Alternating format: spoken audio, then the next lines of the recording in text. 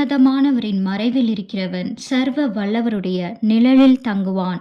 நான் கர்த்தரை நோக்கி, நீர் என் அடைக்கலம், என் கோட்டை, என் தேவன், நான் நம்பியிருக்கிறவர் என்று சொல்லுவேன்.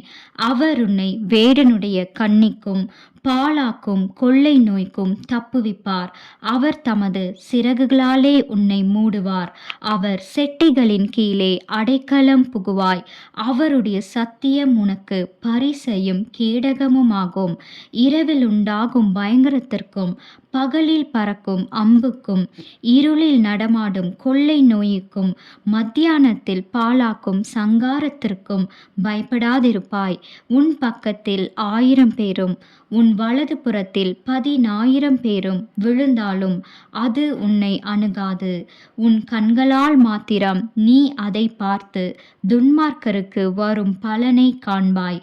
எனக்கு அடைக்கலமாயிருக்கிற உன்னதமான கர்த்தரை உனக்கு தாபரமாக கொண்டாய்.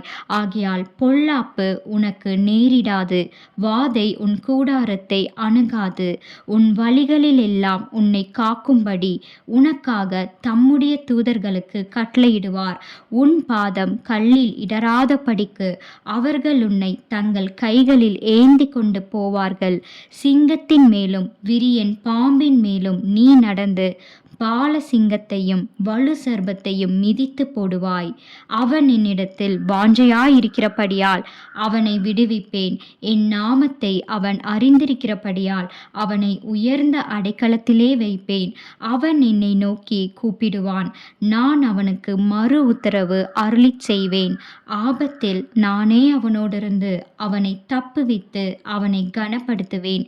நீடித்த நாட்களால் அவனை திருப்தியாக்கி என் இரட்சிப்பை அவனுக்கு காண்பிப்பேன். ஆமேன்.